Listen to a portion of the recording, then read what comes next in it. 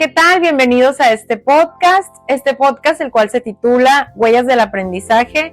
Mi nombre es Joana Parra y es un gusto para mí que puedas escucharme. En esta sección del podcast estaremos compartiendo, analizando y reflexionando sobre algunos libros que hablan de crecimiento personal, de nuestras emociones, de nuestras relaciones y en general de esas experiencias y aprendizajes que de una u otra manera van dejando huella en nuestra vida. Mi intención no es solamente resumir lo que dice cada libro, quiero que podamos cuestionar algunas de sus ideas, relacionarlas con situaciones de nuestra vida cotidiana y sobre todo preguntarnos, ¿qué puedo llevarme de esta lectura a mi propia vida? El día de hoy vamos a hablar del libro Los Cuatro Acuerdos. Un libro que nos habla del poder de nuestras palabras, de la importancia de no tomarnos todo personalmente, de las historias que construimos a partir de nuestras suposiciones y de lo que realmente significa hacer lo mejor que podamos. Hay libros que después de cerrarlos nos hacen preguntarnos, ¿realmente vivo de acuerdo con esto que acabo de leer? Porque cuando escucho los cuatro acuerdos, que vienen siendo cuatro propuestas, la verdad es que parecen muy sencillas. Sé impecable con tus palabras, no te tomes nada personal, no hagas suposiciones, haz siempre lo máximo que puedas. Pero una cosa es leerlas y otra muy diferente, intentar aplicarlas un martes cualquiera, cuando alguien nos critica, cuando recibimos un mensaje que interpretamos mal o cuando las cosas simplemente no salen como esperábamos. Y precisamente ahí es donde quiero comenzar esta reflexión. El primer acuerdo nos dice, sé impecable con tus palabras. Quiero comenzar con el primer acuerdo.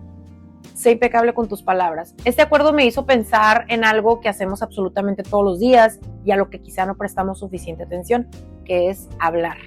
Hablamos con nuestra familia, con nuestros amigos, con nuestros compañeros, pero también existe una conversación que nadie más escucha, la conversación que tenemos con nosotros mismos.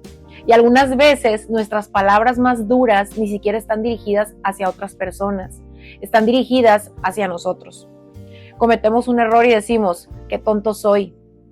Algo no sale como esperábamos y decimos, es que todo me sale mal.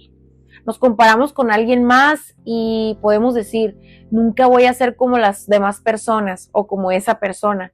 Y después repetimos estas frases tantas veces que comenzamos a tratarlas como si fueran descripciones reales de quiénes somos. Aquí encuentro una conexión interesante con el libro Tú puedes sanar tu vida, que lo analizamos anteriormente. Ambos autores, desde perspectivas diferentes, nos invitan a prestar atención al lenguaje que utilizamos en nosotros mismos. Pero quiero agregar algo. Ser cuidadosos con nuestras palabras no significa fingir que todo está bien.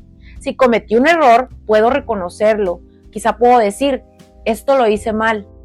Esto es muy diferente a decir, yo soy un fracaso. Una frase describe una conducta y la otra convierte una conducta en identidad. Pensemos en un ejemplo. Supongamos que tengo que hacer una presentación frente a varias personas. Me pongo muy nerviosa, comienzo a hablar y me equivoco. Cuando termino, pienso, es que soy pésima hablando en público. Pero, ¿eso es realmente lo que ocurrió? No necesariamente. Lo que ocurrió es que hice una presentación, estaba nerviosa y cometí algunos errores, pero mi mente tomó esa experiencia y la convirtió en yo soy pésima. Ahora imaginemos que la siguiente semana tengo que volver a hablar frente a varias personas. Probablemente voy a recordar aquella frase y antes de comenzar ya puedo estar pensando, es que esto me va a salir muy mal porque yo no sé hablar frente a la gente. Entonces nuestras propias palabras comienzan también a influir en nuestras expectativas.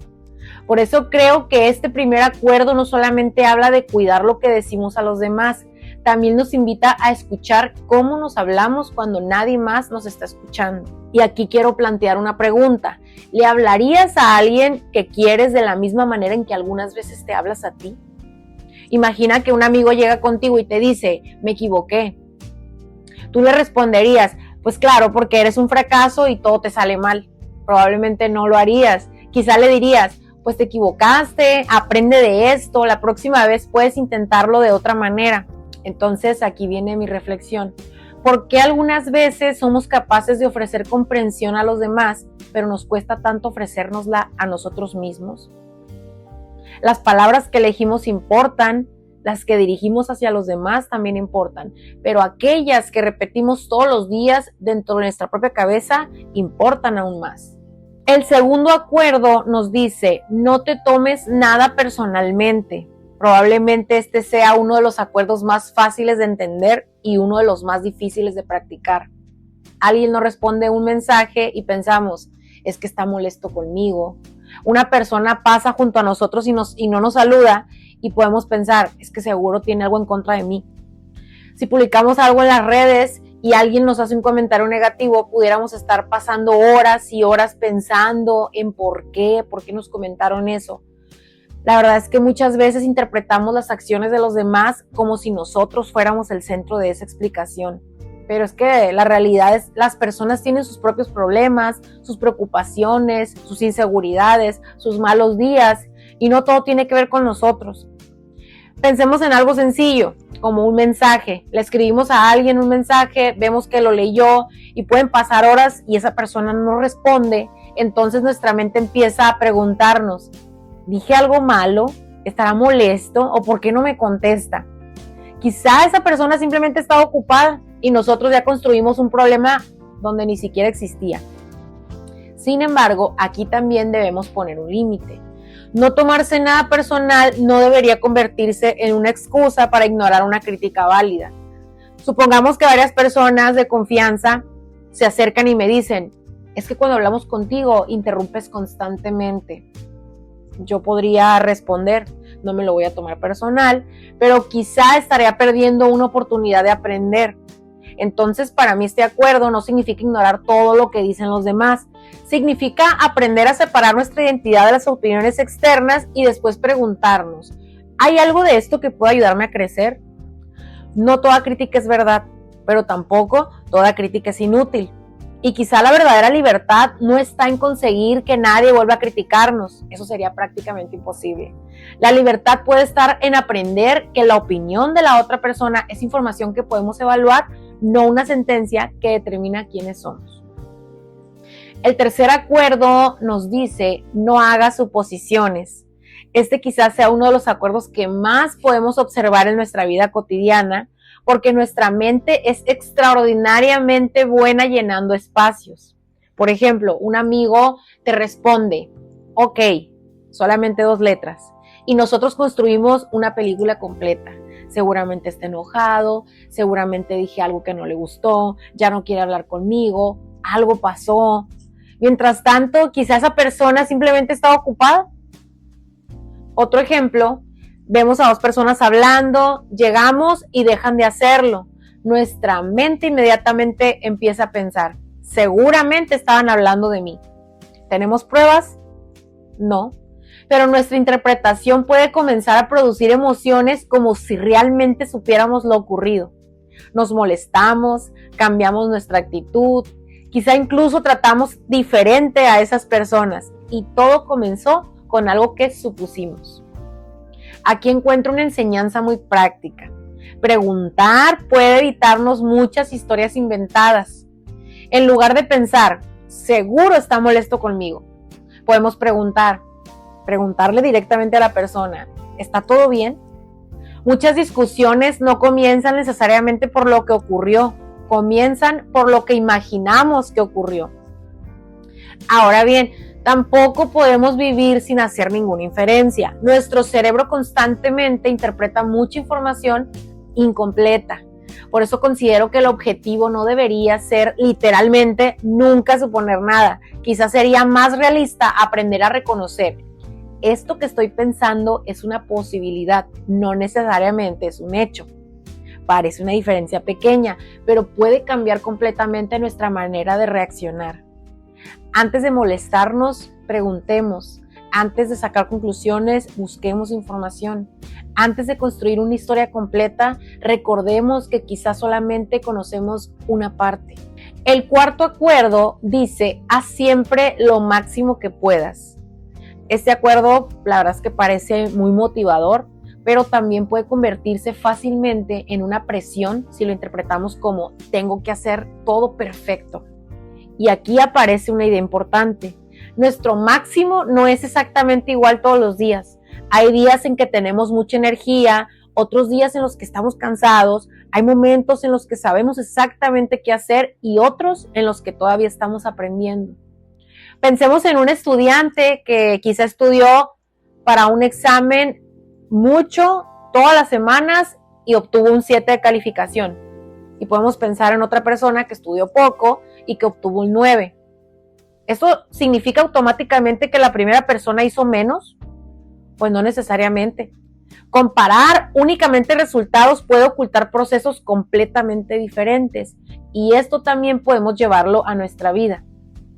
Muchas veces observamos el resultado de otra persona y lo comparamos con nuestro proceso. Vemos dónde está alguien, pero no sabemos cuánto tiempo lleva trabajando para llegar ahí. Entonces, este acuerdo puede ayudarnos a cambiar la pregunta. En lugar de preguntarnos, ¿lo hice mejor que los demás?, podemos preguntarnos, con las circunstancias y los recursos que tenía hoy, ¿hice un esfuerzo razonable? Y si la respuesta es no, podemos reconocerlo. Hoy pude haber hecho mucho más. Entonces aparece otra pregunta. ¿Qué puedo hacer diferente mañana? Para mí, hacer lo mejor que podamos no significa exigirnos perfección. Significa asumir responsabilidad por nuestro esfuerzo sin convertir cada resultado en una medida de nuestro valor.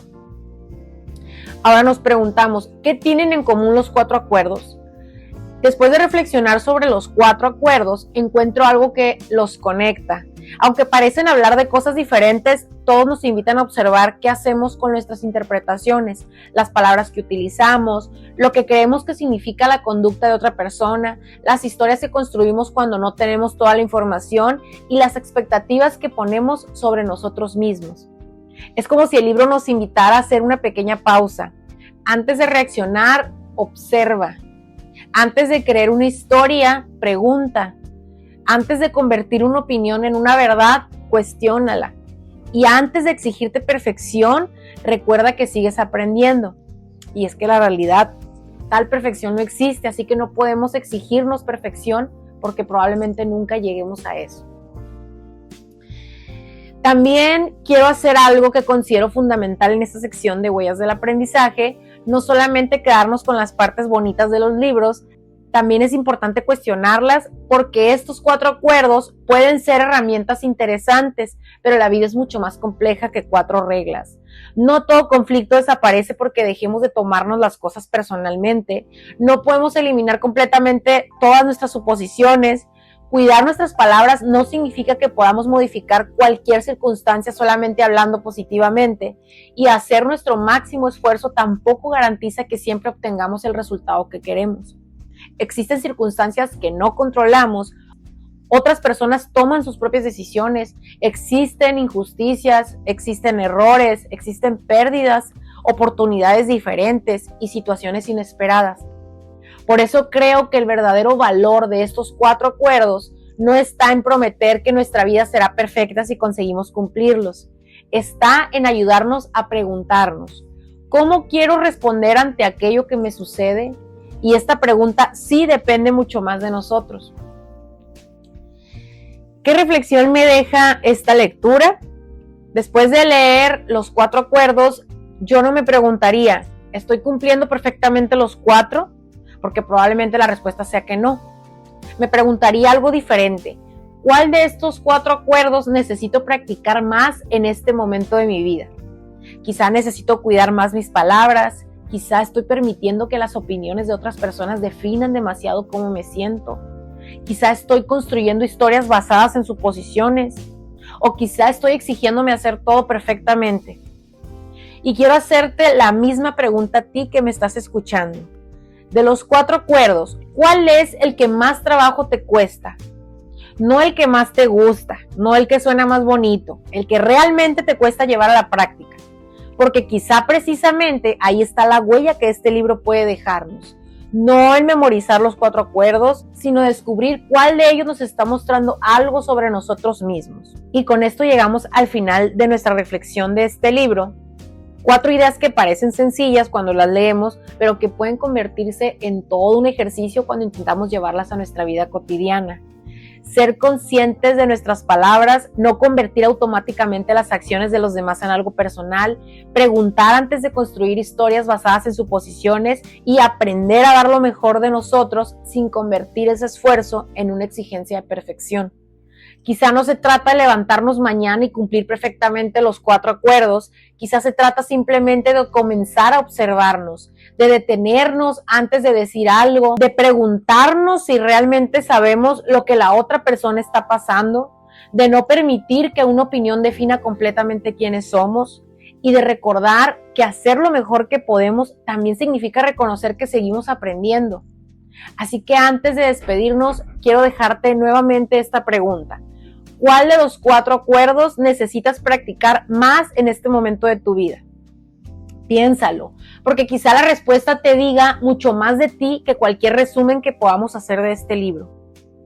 Gracias por acompañarme durante este recorrido. Si alguna de estas reflexiones te hizo pensar en una experiencia de tu propia vida, quizá ahí está la huella que esta lectura dejó en ti. Yo soy Johanna Parra y esto es Huellas del Aprendizaje. Muchas gracias, nos vemos la próxima.